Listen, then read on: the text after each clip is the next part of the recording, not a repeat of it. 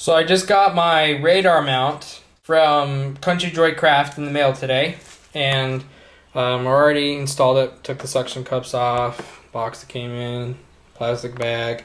You do a Google search online for radar mirror mount. It's like the first one that pops up. They make them themselves out of anodized aluminum, and it's actually a pretty good build. I'm impressed so far. But these are just the instructions. So the first thing that's really cool that I actually noticed just walking out here was in the sun, I can't even see it right now. I can see where the mirror post actually is stuck to the windshield, but I actually can't see the actual radar.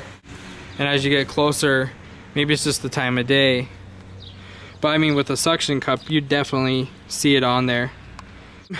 It took me like 5 minutes to do the install.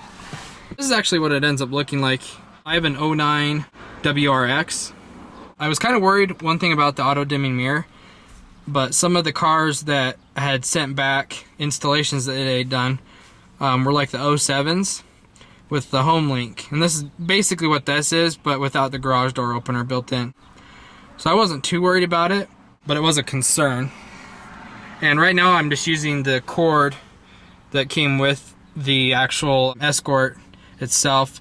The particular model that I have is a 9500ix. It's the one with the built-in GPS. The actual mount itself is fairly easy to install. There's two actual screws up on the top that separate these two units from each other, and you basically just separate them and put the top part on and then put the bottom part on and then screw them together. The biggest pain, and it even said in the instructions, was just to do each one a little bit at a time. You can't tighten down one side and then tighten down the right side because it ends up doing this. You basically take the suction cups off that come with the actual mount that came with your radar unit, and you bend that, and it's actually fairly easy to bend that at a 90-degree angle. And you just put the screws in, they fit perfectly right where the suction cups enter, and then also get tightened up at the point right here. It's really sturdy actually. I was surprised. No rattling whatsoever or movement. The biggest thing is just don't over tighten your top screws, and you're gonna have to kind of move this down, and I'll do this even though it's gonna be a pain to get this back where I want it. These two screws up here is what gives you access to tighten this down. And then most mirrors are pretty adjustable as far as the stem actually moving itself along with the mirror, so you shouldn't have a hard time. The biggest part is actually getting it back up to where you want it. You have to move the stem. I mean, it might be a little weird because your mirror is going to set up a little bit higher, but I actually did it before I got the mount just to make sure kind of where things were going to go before I ordered. The biggest thing that they have you do is measure the stem. I just took an open wrench. Mine's actually got a measurement on it, so I just took it down. It gave me the exact diameter of the stem itself. And I actually got a smart cord for this, and I'll actually install that here in a couple days. But let me actually grab that and you can see it. Okay, this is the direct wire smart cord that Escort sells. I got mine at Best Buy, and I got the red color because that's the only one they had in stock, but luckily all my instruments in the WRX are all red.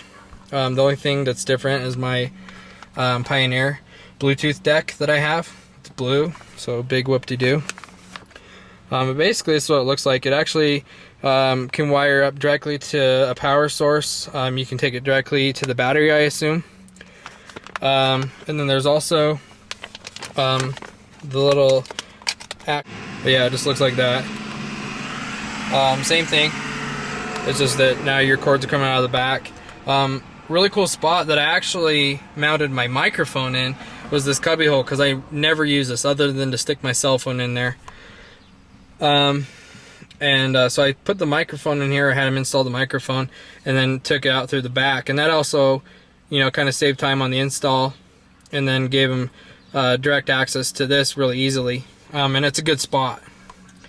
So I was thinking the same spot, I'm actually going to wire this into there, and so it'll actually sit in there just like that.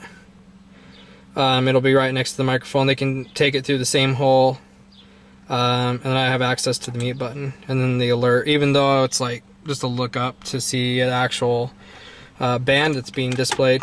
It'll be nice to have that little mute button, and it definitely does come in handy.